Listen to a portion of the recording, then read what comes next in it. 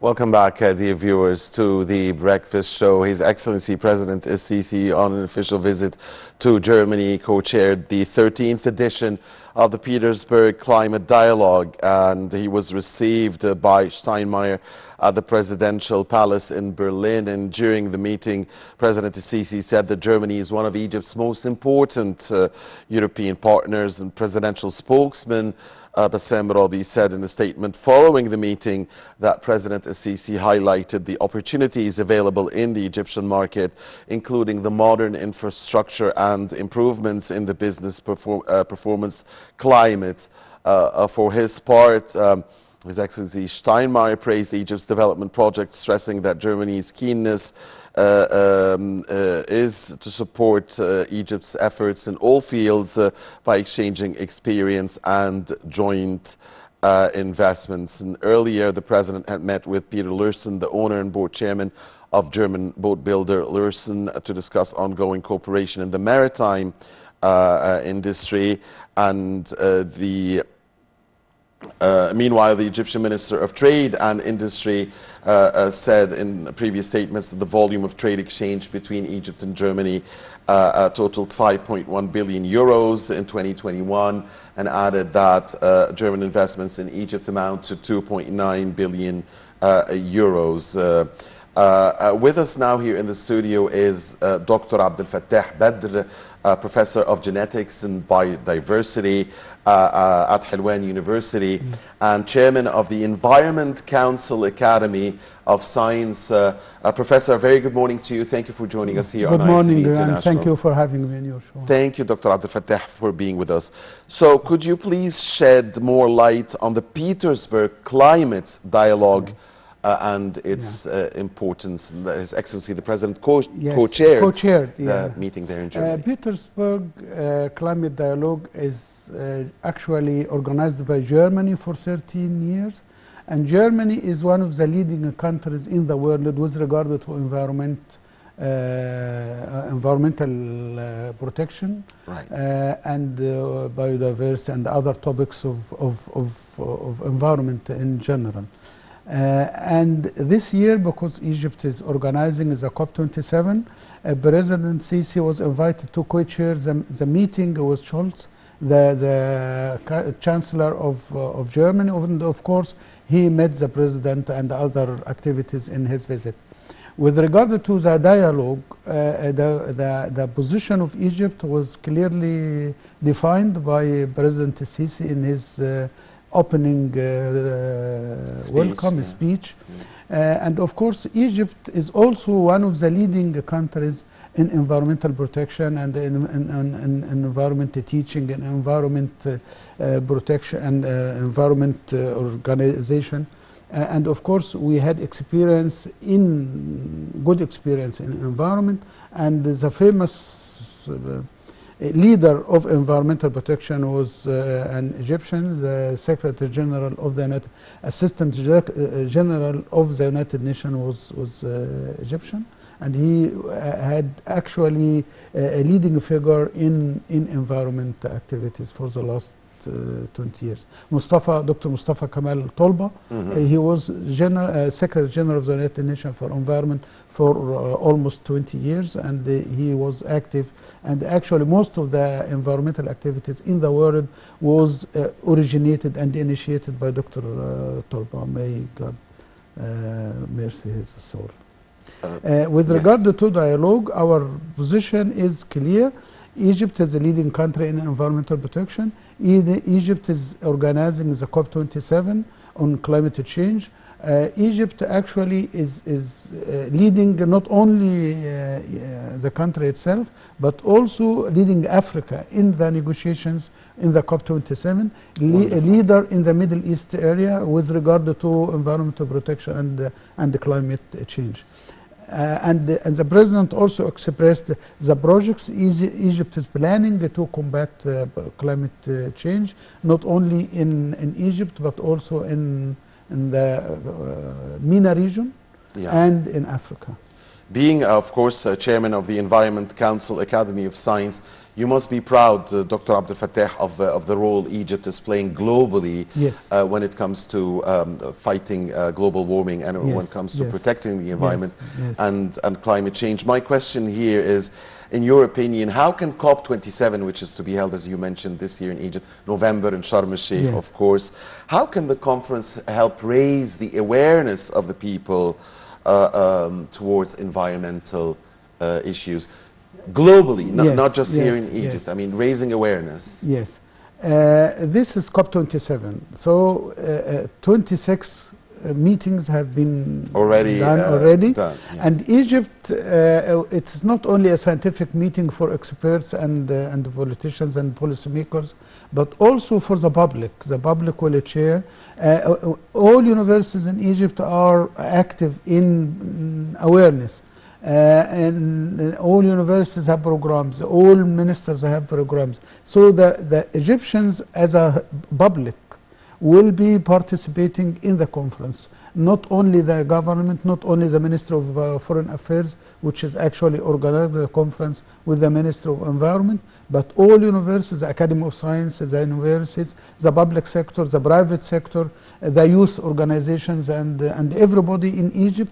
It would be like a festival for Egyptians to show the world how Egypt is keen to protect the environment and to combat climate change. Right. And of course, there are some projects to combat climate change for green ecology. So what are you doing at Helwan University, Dr. At Helwan University, I'm a professor of genetics. No, I meant, what are you doing? At Helwan University. No, I mean the programs you're doing for COP27. I mean, as a university, what is the university doing? We've been selecting experts and students to participate in the conference. Not only Helwan University, this is organized by the Minister of Higher Education, by the Minister of Higher Education and his group in the Minister of Higher Education, and each university will have a delegate to the conference to show the activities we are doing in the university.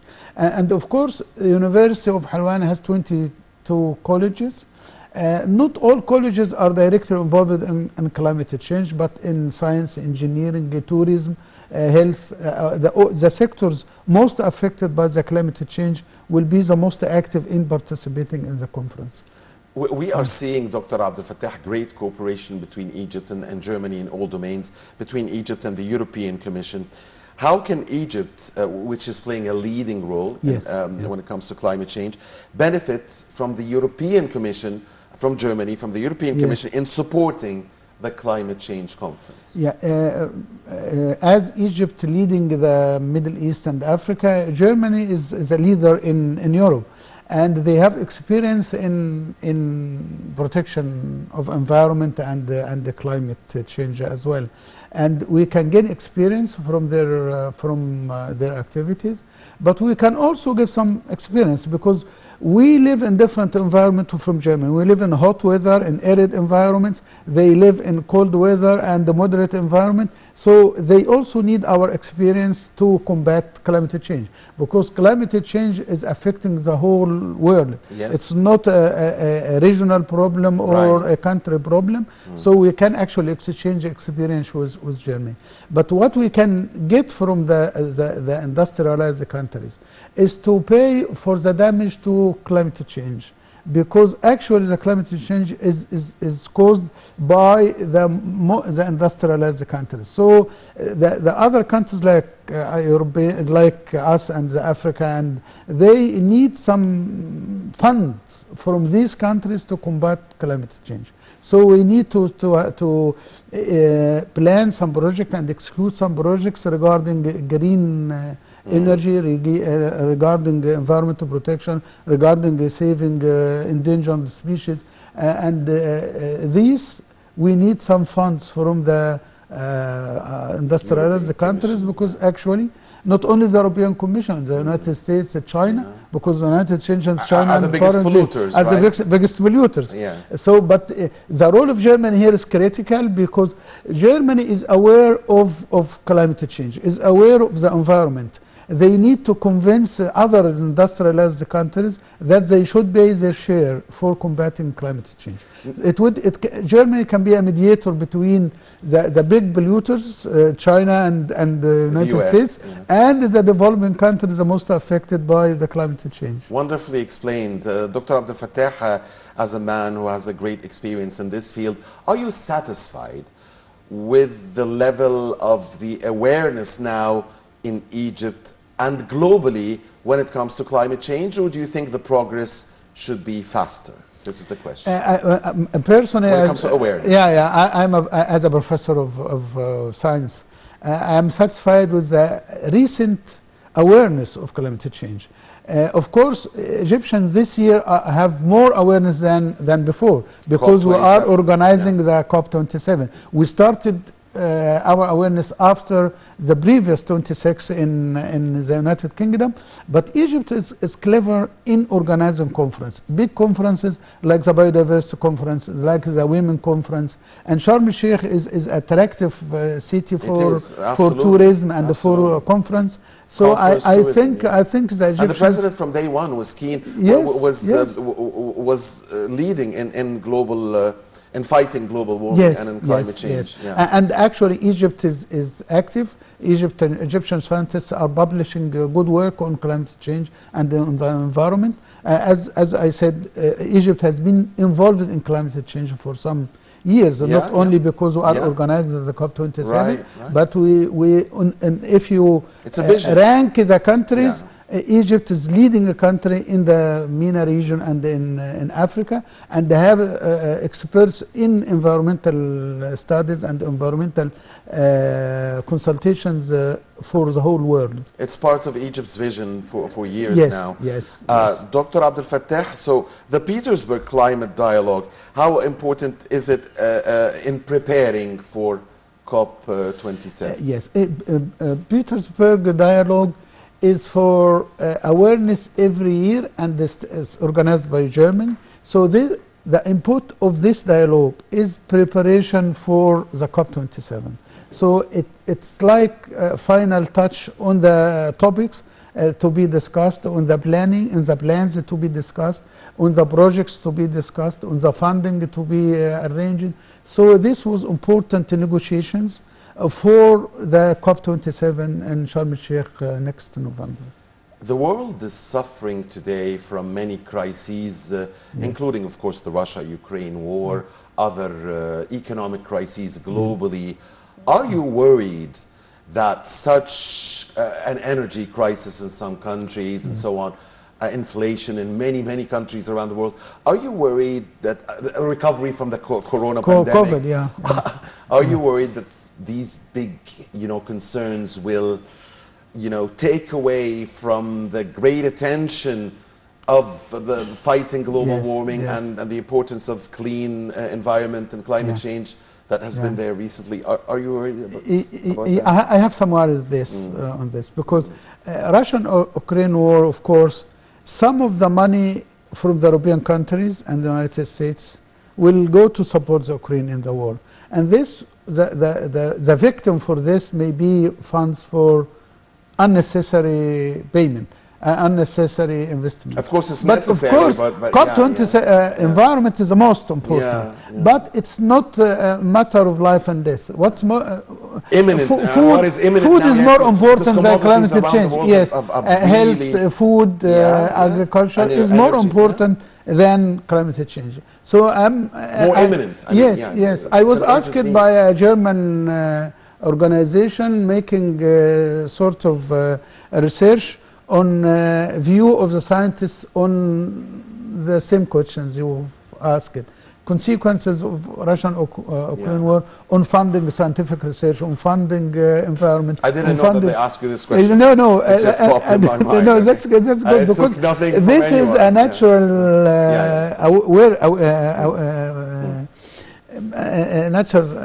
what we say. It's a logical question. Anyway. Logical question, yeah. So I said the same answer. I'm worried that some of the money that can be allocated for environment and the climate change, can go to food and Who asked you this again? Who asked you this? That was a research done by the Alexander von Humboldt Foundation. Okay, so there's no perjury here. No perjury. It just came to my mind. Yes, no. Take it from them. Okay. Because I am an Alexander von Humboldt fellow, so they were asking the fellows about their opinions and so on. Okay. And one of my comments was the same answer to your question, which is very logical. I'm afraid some funds may cut because of other necessities. If you have a choice to onboard to food or to pay for future projects, you will feed the people first.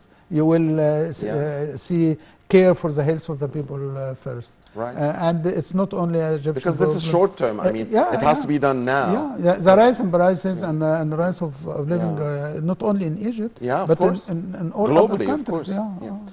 So, Dr. Abdel-Fattah, what are the most important topics on the schedule of COP27? There's two ways to combat climate change: mitigation, to correct what has been damaged, and adaptation. And our policy is adaptation. We are not polluters. We need to adapt our environment and our plants and our style of life to the climate change, and to minimize the impact by reducing the carbon dioxide emission. And of course, we are not the carbon dioxide emission. We don't emitters. We're not the emitters. But we can at least adaptation. Our policy is to adaptation. Another new term is called resilience. Resilience is to cope with the environment and try to get used to it. It's some sort of adaptation. It's sort of adaptation, but it's resilience is more now common in scientific terms as well. And I'm actually applying for a project to breed some plants that can resilient to climate change. And in about 5 years ago, the BRIMA, the cooperation between the Mediterranean and Europe, have also projects to make fruit trees resilient to climate change. And I am advisor to this project, which is done by 12 countries in Europe and North Africa. So I prefer resilience to climate change and to try to develop ways to adapt to the climate change. Right. Dr. Abdel-Fattah, there must be some incentives offered to investors to invest in the field of what's called green hydrogen production and green economy in general. Are you seeing enough of this in Egypt and globally, incentives to investors? Yeah, I think Egypt has negotiated with the Green Fund to get 4 projects funded. One of them is solar energy, is hydrogen, is salination of the Delta region, and I think the hydrogen was one of the 4 projects. And we can actually negotiate for more projects to combat climate change. These negotiations were done before the Russian-Ukraine war. I think they have been already funded, and to expand the big solar energy in Aswan to other African countries as well. So these are on the agenda to projects to be funded in Egypt to combat climate change. And I assume the Minister of Environment will propose more topics in the conference as well. One final question, Dr. Abdel-Fattah. What are the priorities at COP27? What is it that you think is a must, something that must happen in the conference? And what is it that you do not want to see at the conference? I don't like to see differences, big differences between partners and negotiation, because this will damage the whole meeting. And when we say partners, I mean it's the whole world. The whole world, because we're all partners the whole world. As I say, it is a festival. We need this to make a festival. We need to make everybody happy. This is our Earth, not only because it's a scientific conference, it's an international conference. It will serve future tourism in Egypt and Sharm el-Sheikh, and Sharm el-Sheikh as a city of conferences will be highlighted in the conference. But what is most important is to get projects from the rich countries, the industrialized countries, to green, especially the polluters, yeah, to the green energy in Egypt, and to environmental protection in Egypt, and for biodiversity conservation of Egypt. All right. On that note, dear viewers, we thank on behalf of you very much Dr. ElFattah Badr, Professor of Genetics and Biodiversity at Helwan University, and also Chairman of the Environment Council Academy of Science. It's been a great pleasure, Dr. ElFattah. Thank you, sir. Thank you, sir, for having me. Thank you. Dear viewers, please stay with us. My dear colleague Mahesi Rabia will be back here momentarily with more on The Breakfast Show.